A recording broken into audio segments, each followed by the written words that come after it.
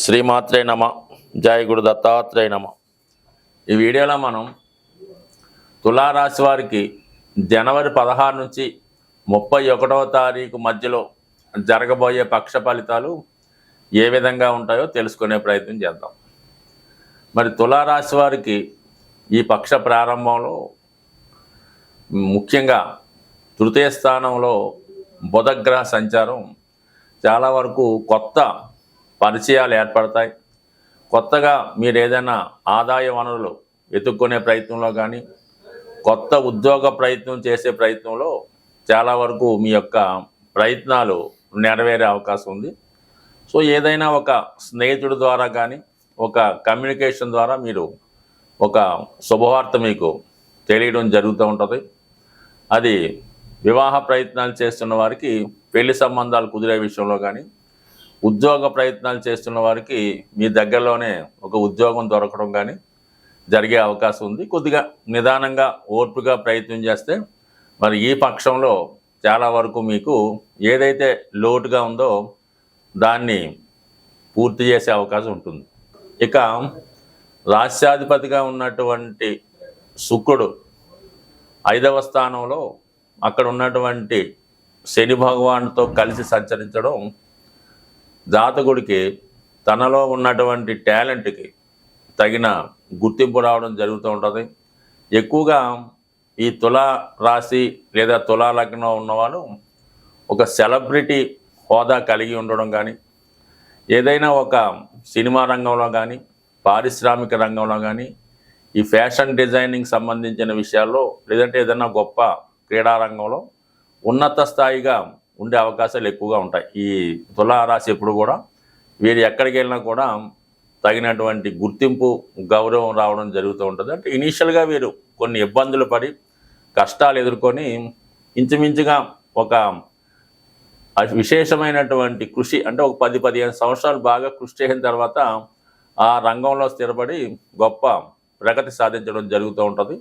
ఎప్పుడైతే వీళ్ళు ఇంచుమించుగా ఒక ఇంప్రూవ్మెంట్కి వచ్చి ఒక గుర్తింపుకి వచ్చారో శత్రువర్గం వాళ్ళు, వ్యతిరేక వర్గం వారు, విమర్శించేవారు, ఈర్ష్యపడేవారు అనేక మంది వీళ్ళ చుట్టూ చేరి వీళ్ళని అబ్జర్వ్ చేయడం, ఎక్కడికి వెళ్ళినా ఏదో ఒక అపవాదు విమర్శ చేసే విధంగా దుష్ప్రచారం చేస్తూ ఉంటారు. అంటే వీళ్ళ యొక్క ఎదుగుదలను చూసి ఓర్వలేని వారు వీళ్ళని ఏదో విధంగా పతనం కావాలి, వీరికి వచ్చినటువంటి నేమ్ అండ్ ఫేమ్ ఏదో విధంగా దెబ్బతినాలి, ఏదో విధంగా వీళ్ళని చిన్న బుచ్చుకునే విధంగా చేయాలనే ఉద్దేశంతో ఎప్పుడెప్పుడో జరిగిపోయిన సంబంధం లేని ఏదో ఒకటి తీసుకొచ్చి వీళ్ళని అన్పాపులర్ చేసే ప్రయత్నం చేస్తూ ఉంటారు.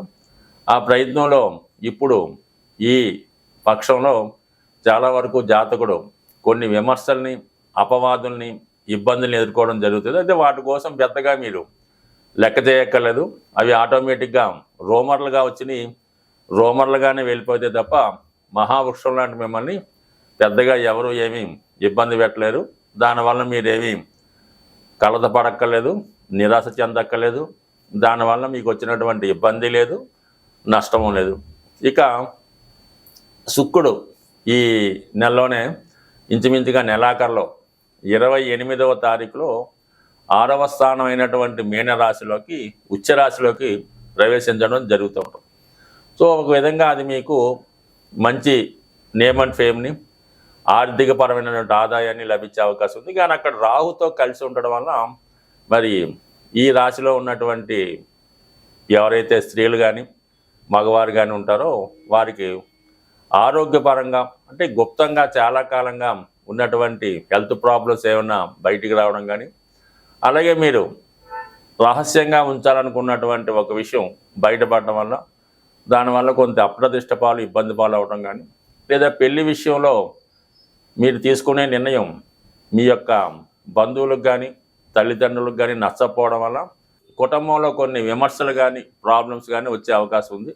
బట్ ఏదైనా మరి ఇప్పుడు ఈ తులారాశి వారికి శుక్రుడు 5వ స్థానమైనటువంటి శనితో కలిసి ఉన్నప్పుడు ఒక విధమైనటువంటి నేమ్ అండ్ ఫేమ్ వచ్చినప్పుడు కూడా ఈర్ష్యపడే వాళ్ళు ఉంటారు. 28న మారి 6వ స్థానంలో ఉచ్చులోకి వెళ్ళినప్పుడు కూడా అక్కడ రాహుతో కలిసి ఉండడం వలన ఇది మరింత ఇబ్బంది పడే అవకాశం ఉంది. చాలా వరకు మీ నిర్ణయాలే మీకు ఇబ్బంది పెట్టే సూచనలు కలుగుతుంటాయి కాబట్టి ఏదైనా ఒక గోప్యంగా గుట్టుగా వ్యవహరించడం మంచిది. మీరు కొత్త వాహనం కొన్నా, ఒక పెద్ద స్థిరాస్తి కొన్నా, ఒక పెద్ద అగ్రిమెంట్ చేసుకున్నా, ఒక సైలెంట్గా ఎవరికి తెలియకుండా ఉండడమే మంచిది. అది మీరు వెల్లడి చేయడం వల్ల సంతోషించే వారికన్నా ఈర్ష్యపడేవారు ఎక్కువ మంది ఉంటారు కాబట్టి ఏదైనా కొంతకాలం పాటు మీరు సీక్రెసీ మెయింటైన్ చేస్తే తెలిసేది ఎలాగా తెలుస్తుంది. బట్ కానీ కొంతవరకు ఇతరుల యొక్క ఈర్ష్యకు గురి అవ్వకుండా చాలా వరకు మీరు దాని నుంచి నెమ్మదిగా బయటపడవచ్చు. మరి కొన్ని దుష్ప్రచారాలు కూడా చాలా వరకు తగ్గుతాయి కాబట్టి పెద్దగా ప్రాబ్లం ఉండదు. ఎందుకంటే మీరు ఇబ్బందుల్లో ఉన్నారు, నష్టాల్లో ఉన్నారు, పెద్దగా అవకాశాలు రావడం లేదంటే సంతోషించే వాళ్ళు ఎక్కువ అవుతారు. దానివల్ల మీరే హ్యాపీగా ఉంటారు కాబట్టి పెద్దగా పోయేదేం లేదు కాబట్టి గుట్టుగా సైలెంట్గా మీరు వ్యవహారం చేసుకుంటే మంచిది. ఇక దశమ స్థానంలో కుజగ్రహ వక్రగమనం చాలా వరకు మీ ప్రయత్నాలు చాలా కఠినంగా, చాలా నిర్ణయాలు తీసుకోవడంలో చాలా స్ట్రిక్ట్గా ఉండడం జరుగుతూ ఉంటుంది. అలాగే భూములు, స్థిరాస్తులు అమ్మాలన్నా కొనాలన్నది మీ ప్రయత్నం చాలా వరకు ఇబ్బందులు పడే అవకాశాలు ఉంటాయన్నమాట. అంటే ఈ కుజుడు దశమ స్థానంలో నీచ స్థితిలో ఉండడం చాలా వరకు అంటే ఇక్కడ మీకు చతుర్థాధిపతి అవుతుంటాడు అనమాట. చతుర్థంలో కుజుడు ఉచ్చబంతో ఉంటాడు.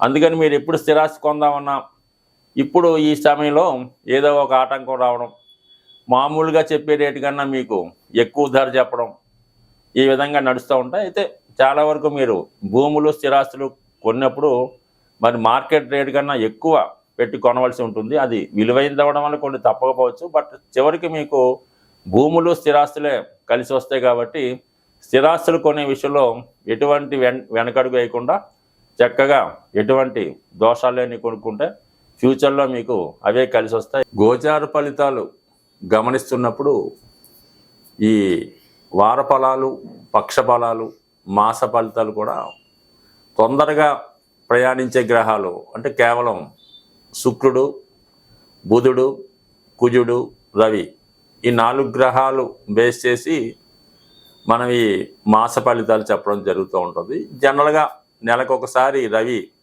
రాశి మారుతూ ఉంటాడు కాబట్టి రవి గ్రహం మోస్ట్ ఇంపార్టెంట్గా ఫలితాలు ఇవ్వడం జరుగుతూ ఉంటుంది. ఒక రాశిలో మరి ఈ గోచార ఫలితాలు ఎలా ఉన్నాయంటే ఒక రాశి వారికి ఆ రాశి యందు శుభగ్రహం ఉన్నప్పుడు ఆ ఫలితాలు వీళ్ళకి చాలా అనుకూలంగా ఫేవర్గా రావడం జరుగుతూ ఉంటుంది. అదే ఒక రాశిలో పాపగ్రహం ఉన్నప్పుడు చక్కగా ఈ ఫలితాలు అనుకూలంగా రాకుండా వ్యతిరేక ఫలితం వస్తూ ఉంటుంది అన్నమాట. అంటే ఒక రాశిలో పాపగ్రహం ఉంటే ఆ పాపగ్రహానికి లాభస్థానంలో వేరే గ్రహం వచ్చినప్పుడు ఆ గ్రహం అత్యంత పాప ఫలితాన్ని ఇవ్వడం జరుగుతూ ఉంటుంది. అదే శుభగ్రహం అయినప్పుడు అనుకూలమైన స్థానంలో గ్రహాలు వచ్చినప్పుడు ఎక్కువ శుభ ఫలితాలు ఇవ్వడం కూడా జరుగుతూ ఉంటుంది.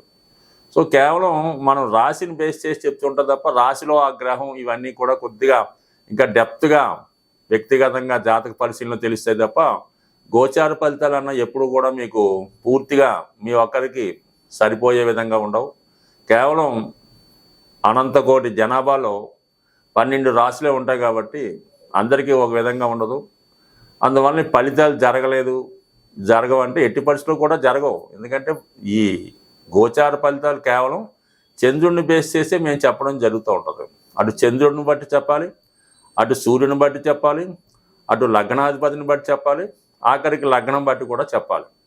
ఈ విధంగా ప్రతి గ్రహాన్ని అనుసరించి కూడా ఫలితాలు ఉంటాయి కాబట్టి మనం చెప్పేది కేవలం ఓ 10% 5% ఎప్పుడన్నా మీకు సరిపోవాలి తప్ప కేవలం ఇది సూచిక మాత్రమే తీసుకోవాలి. బట్ ఏదైనా మీ యొక్క జన్మజాతకంలో రవి బలంగా ఉంటే అన్ని గ్రహాలు మీకు అనుకూలిస్తాయి. మరి ప్రస్తుతం మనకి ఈ జనవరి 14 నుంచి ఉత్తరాయణ పుణ్యకాలం ప్రారంభమైంది. అంటే రవి యొక్క గమనంలో ప్రస్తుతం మకర రాశిలో ప్రవేశించి నెమ్మదిగా మేషరాశిలో ఉచ్చ పొందుతూ వెళ్ళటం జరుగుతుంది. కాబట్టి అంటే రవి రాను బలవంతుడు అవుతూ ఉంటాడు. దానికి నిదర్శనమే మనకి ఈ ఎండలు తీవ్రంగా విపరీతంగా పెరుగుతూ ఉంటాయి. సో అందువల్ల ఈ సమయంలో మీరు రవిగ్రహాన్ని ఆరాధించడం వల్ల, అంటే రవిని ఆరాధించడం అంటే ప్రతిరోజు సూర్య నమస్కారం చేసుకోవడం, ఆదివారం నియమంగా ఉండడం. ఎవరైతే వృద్ధులు కొంత ఖాళీగా ఉన్నారో అనారోగ్య సమస్యలు ఉన్నాయి, పిల్లలకి పెళ్ళిళ్ళు అవ్వటం లేదు, ఏ విధంగా కలిసి రావట్లేదు అనుకున్న వాళ్ళు ఒకసారి ప్రయత్నం చేసి చూడండి. రామకోటి రాసే ప్రయత్నం చేయండి. మరి అది మీకు నెమ్మదిగా మీ కుటుంబ సమస్యల్ని సాల్వ్ అయ్యే విధంగా పనిచేస్తుంది. లేదా ఆదిత్య హృదయాన్ని వినటం, అంటే పూర్తి అర్థం తెలుసుకొని దాన్ని మనం పారాయణ చేయాలి. అలాగే రామాయణాన్ని విన్నా చదివినా, మరి ప్రవచనకాలు చెప్పింది విన్నా కూడా బాగుంటుంది. రాముని చరిత్ర తెలుసుకున్నా, రామరక్షా స్తోత్రం అని ఉంటుంది, అది రామబాణంలాగా ఎంత గొప్ప సమస్యలైనా పరిష్కరించే అవకాశం ఉంది. సో ఈ విధంగా మీరు ప్రయత్నం చేయండి. ఇది కాకుండా ఇంకా సులువైన మార్గం ఏంట్రా అంటే, శివునికి శుభ్రమైనటువంటి మంచినీళ్ళతో అభిషేకం చేయడం. అంటే మీరు కేవలం పుణ్యక్షేత్రాల్లోనూ శివాలయంలోనే కాకుండా మీ గృహంలో కూడా, మీరు ఒక పూజా మందిరంలోనో, మీ ఇష్టం ప్లేస్లోనో, లేదంటే మీ యొక్క గోశాల్లోనో ఒక శివలింగాన్ని టెంపరీగా ఏర్పాటు చేసుకొని చక్కగా స్ఫటికలింగాన్నో రాతిలింగాన్నో పెట్టుకొని చక్కగా అభిషేకం, పెద్ద మంత్రాలు కూడా అక్కర్లేదు, కొద్దిపాటి మంత్రంతో మీరు శివుణ్ణి నిత్యం అదే పనిగా ఒక పిచ్చివాళ్ళగా అభిషేకం చేసి చూడండి. ఎంత గొప్ప సమస్య అయినా మీకు సాల్వ్ అయ్యే అవకాశం ఉంటుంది. బట్ ఏదైనా జాతకంలో రవి బలం ఉంటే అన్ని గ్రహాలు అనుకూలిస్తాయి. రవిగ్రహం అనుగ్రహం ఉండాలంటే ఆదివారం కంప్లీట్గా నియమంగా ఉండాలి. అలాగే ఆదిత్య హృదయం పారాయణ చేసుకోవాలి. పెద్దవారి అంటే ముఖ్యంగా తండ్రి గురువు సమానమైనట్టు వారిని దైవంగా భావించి సాధ్యమైనంత వరకు వారికి సేవ చేయక్కర్లేదు, కేవలం మర్యాద ఇస్తే చాలు. స్వస్తి.